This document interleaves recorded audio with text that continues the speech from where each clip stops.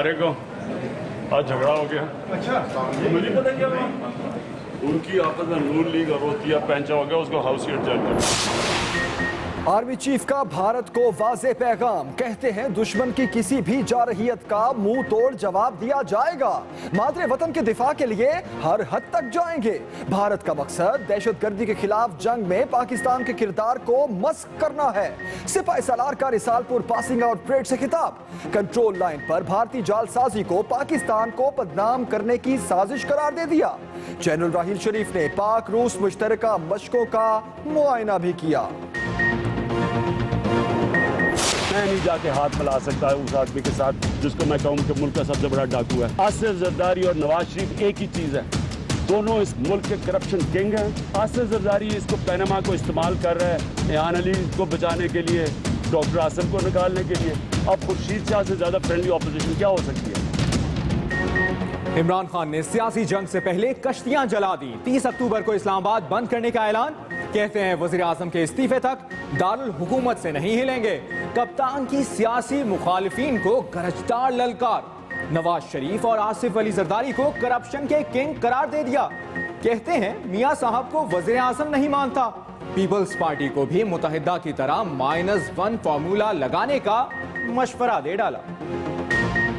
मैं peoples party को कह रहा हूं कि आप भी जिस तरह MQM ने -1 फॉर्मूला निकाला, आप भी -1 फॉर्मूला लेके आए। जरदारी से अपनी जान छुड़ाएं अगर आपने अपने आप को बचाना है। जो हमारी शराकत हो सकती थी, जिसकी मैं तो तवक्को कर रहा था, क्योंकि हमारा और PTI का इस हद तक तो इत्तेफाक था, बज़ाहिर इत्तेफाक था कि नवाज शरीफ का कड़ा एहतसाब होना चाहिए पैनमा पेपर्स से। कप्तान के तुंदो तेज सवालात पर एतजाज एहसन भी हैरान। कहते हैं इमरान खान के बयान पर अफसोस हुआ। नवाज शरीफ के एहतसाब पर पीपल्स पार्टी और PTI में इत्तफाक था, लेकिन अब इस बयान का फायदा नवाज शरीफ को ही जाएगा। लीगी रहनुमाओं का भी जारहाना जवाब। दानियाल अजीज बोले, वजीर आजम नवाज शरीफ का नाम पनामा लीक्स में नहीं। ICIJ भी अपनी गलती तस्लीम कर चुकी। प्राइम मिनिस्टर कंट्रोल्ड, वो किधर गया? इन द डेटा, वो किधर गया? इमरान खान, मैं सवाल पूछ रहा हूं तुमसे, इसका जवाब दो, इससे पहले कि पाकिस्तान के ऊपर तुम सर्जिकल। गैरत के नाम पर कत्ल और खवातीन से ज्यादती करने वाले अब बच नहीं पाएंगे। पार्लियामेंट ने दोनों बिल मंजूर कर लिए। गैरत के नाम पर कत्ल करने वाले को उम्र कैद की सजा होगी। खवातीन से ज्यादती के जुर्म पर DNA टेस्ट लाजमी करार। खातून की शनाख्त भी जाहिर नहीं की जाएगी।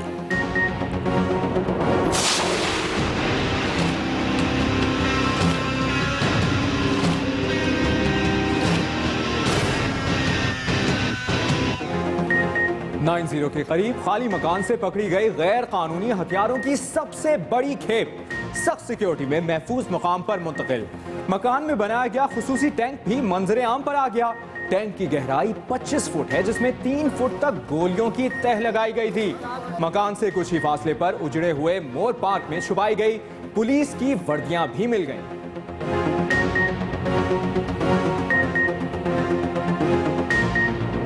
पार्लियामेंट के मुश्तरका इजलास में तो वजीर आजम की आमद पर सब हाजिर थे, लेकिन आज कश्मीर पर बहस के लिए अक्सरियत ऐवान से गायब रही। कश्मीर पर पार्लियामेंट के मुश्तरका इजलास में कोरम भी पूरा ना हो सका, सिर्फ 70 अरकान ऐवान में आए।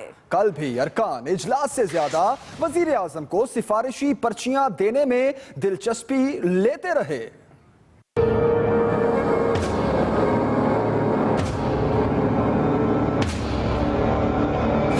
कश्मीर कॉज पर इकट्ठे होने वाले सियासतदानों की संजीदगी का भांडा दूसरे दिन ही फूट गया। जिस ऐवान में पहले दिन तिल धरने की जगह नहीं थी, दूसरे दिन वहां खाली कुर्सियां मुंह चिढ़ाती रहीं।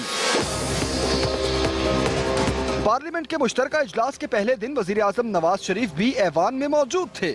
उनके वज़रा और हुकूमती अरकान भी। बिलावल भुट्टो जरदारी की स्पीकर्स लॉबी में मौजूदगी की वजह से तमाम PP अरकान भी हाजिर थे।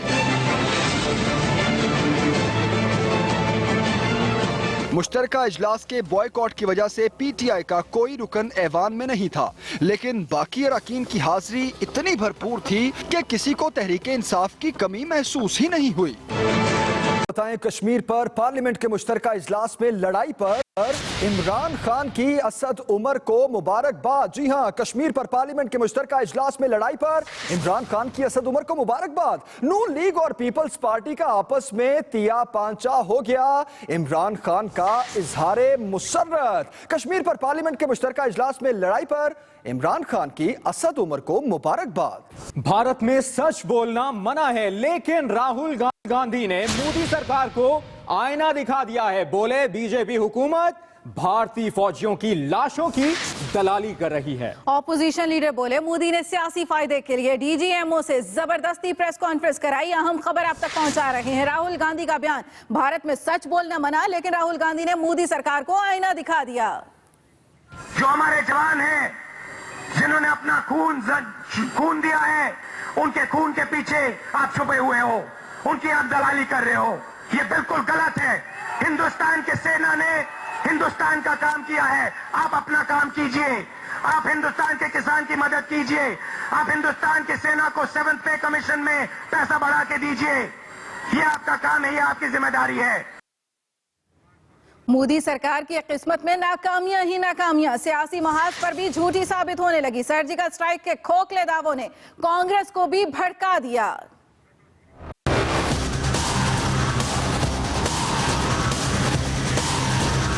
सर्जिकल स्ट्राइक्स का कांटा मोदी सरकार के हलक में फंस गया।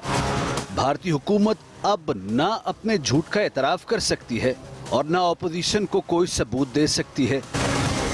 एक के बाद एक भारतीय सियासतदान नाम नेहाद सर्जिकल स्ट्राइक्स का सबूत मांग रहा है।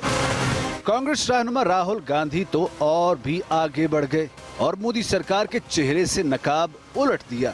जो हमारे जवान हैं, जिन्होंने अपना खून दिया है, जम्मू कश्मीर में जिन्होंने अपना खून दिया है, जिन्होंने हिंदुस्तान के लिए सर्जिकल स्ट्राइक किया है, उनके खून के पीछे आप छुपे हुए हो, उनकी आप दलाली कर रहे हो।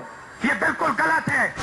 राहुल गांधी के इस बयान पर भारत में एक हंगामा खड़ा हो गया है। भारतीय हुकूमत के साथ साथ इंतहा पसंद हिंदुओं ने राहुल गांधी के खिलाफ महाज खोल दिया है।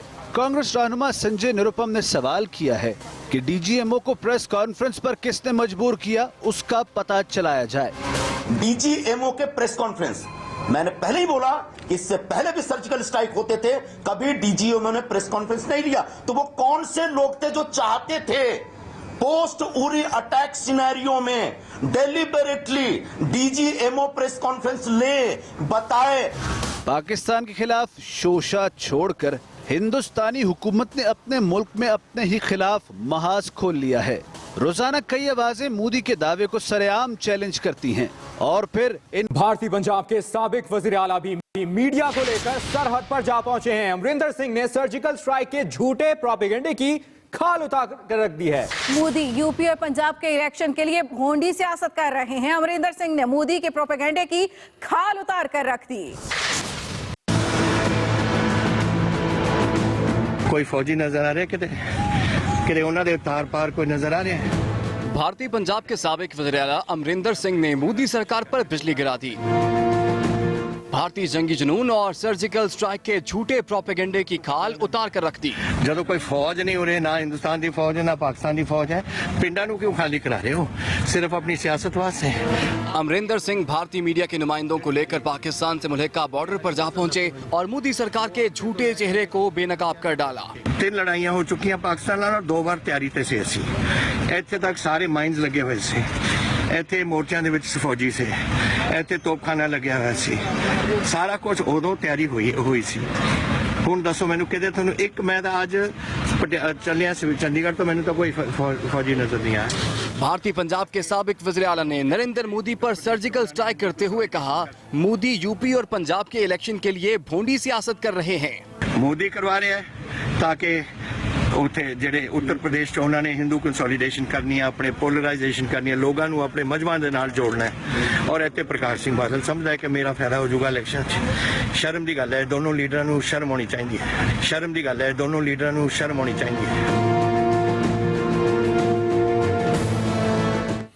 यह आपको बड़ी खबर दें, आर्मी चीफ का भारत को वाज़ेह पैगाम कहते हैं कि दुश्मन की किसी भी जारहियत का मुंह तोड़ जवाब दिया जाएगा। दुश्मन की किसी भी जारहियत का मुंह तोड़ जवाब दिया जाएगा। सिपाही सालार का ऐसा कहना है। उन्होंने यह भी कहा कि भारत का मकसद दहशतगर्दी के खिलाफ जंग में हमारा किरदार मस्ख करना है। यह भी कहा आर्मी चीफ ने कि कंट्रोल लाइन पर भारतीय जालसाजी पाकिस्तान को बदनाम करने की साजिश है।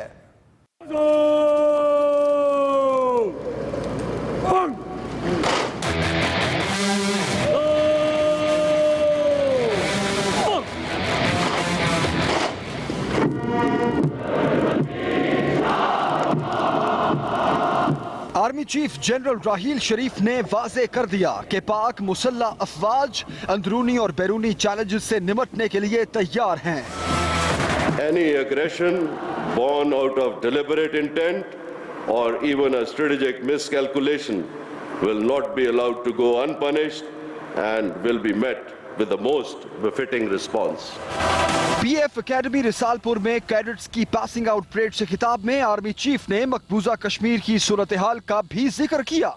We have recently witnessed an unfortunate display of utter desperation playing out inside occupied Kashmir and along line of control through a litany of falsehoods and distortion of facts by India. We expect international community to condemn Indian insinuations and fabrications about a nation that has made unparalleled contribution in the global fight against terrorism. General Raheel Sharif ने यह भी वाजे कर दिया कि Bharat control line पर जालसाजी के जरिए पाकिस्तान को बदनाम करने की साजिश कर रहा है।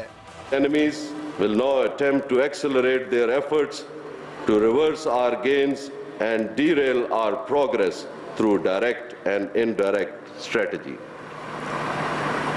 Their nefarious designs will not be allowed to succeed at any cost.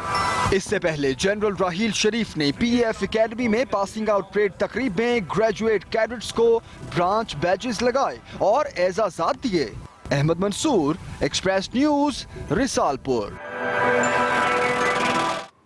Army chief general Raheel Sharif का कहना है दुनिया में सबसे ज्यादा जंग का तजर्बा पाक फौज को है। ये सख्त जान और तजर्बा का लड़ाका फौज है। Army chief general Raheel Sharif ने अटक के करीब जारी दरोजबा फौजी मशकों के इलाकों का दौरा किया और पाकिस्तान और रूस की मुश्तरका फौजी मशकों का मुआयना किया। आर्मी चीफ ने मशकों में शरीक अफसरान और जवानों से मुलाकात की और उनके अज़्म को सराहा। आर्मी चीफ ने कहा मुश्तरका मशकों से इंसदाद दहशतगर्दी के तजर्बात के तबादले में मदद मिलेगी।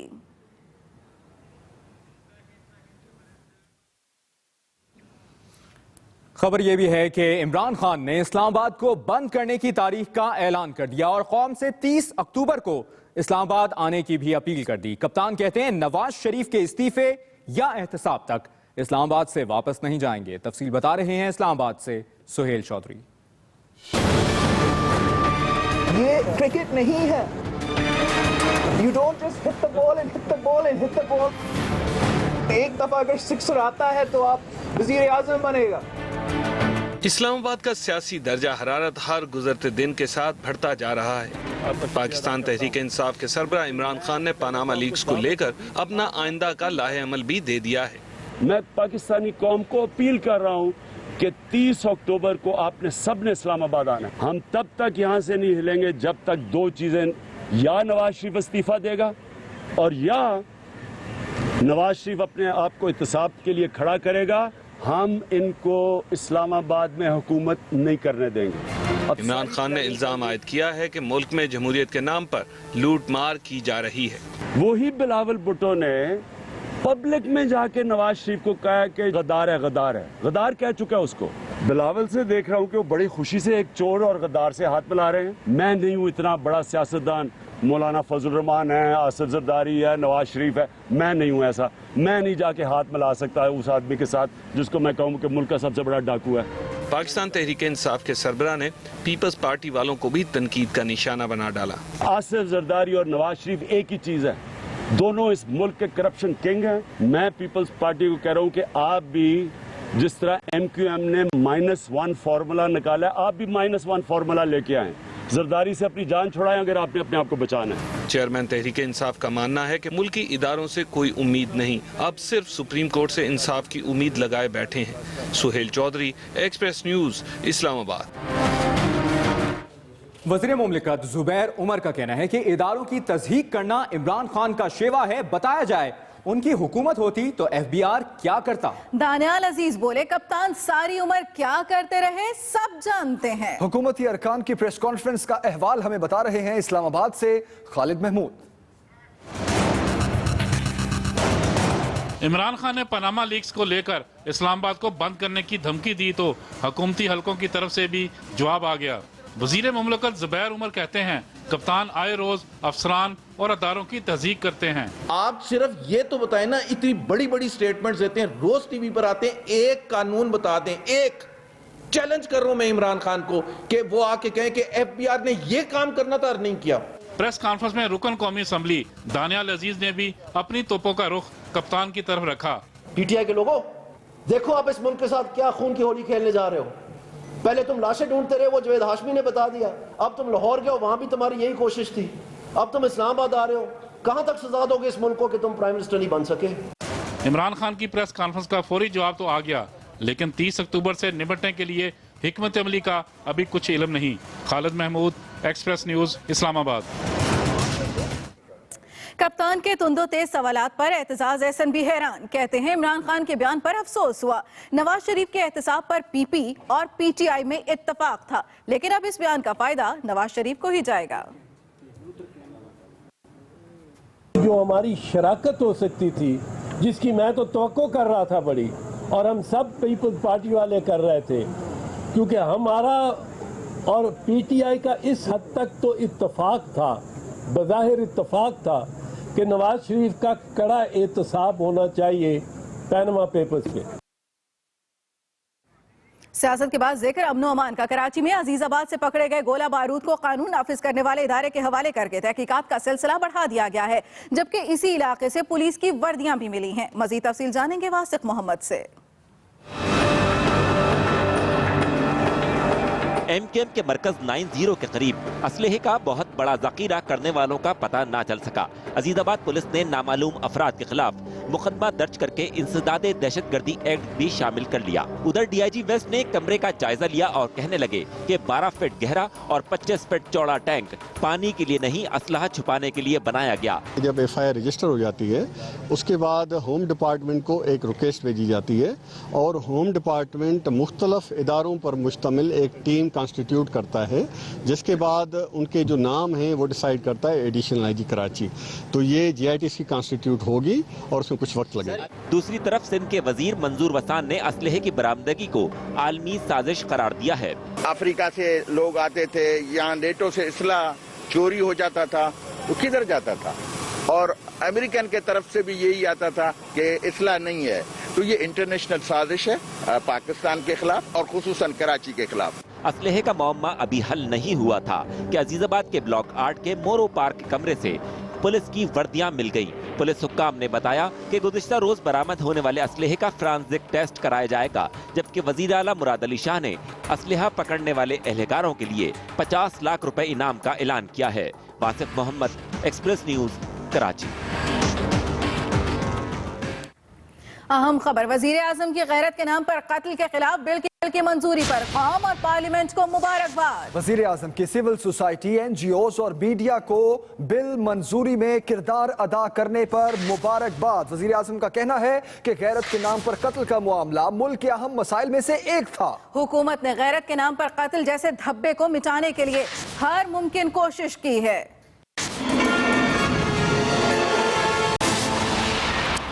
तमाम पड़ोसियों से पुरअमन ताल्लुकात चाहते हैं, मगर भारत मसाइल पैदा कर रहा है। वज़ीर आज़म ने नेटो कमांडर पर भी वाज़ेह कर दिया।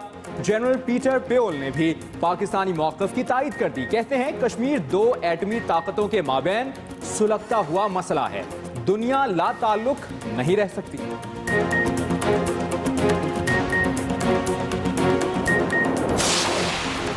गुजरांवाला में कत्ल के 2 मुलजिम फरार होने की कहानी में नया मोड़। 18 लाख रुपए में डील तय हुई। गिरफ्तार पुलिस ड्राइवर का एतराफ पे जुर्म, रकम भी बरामद।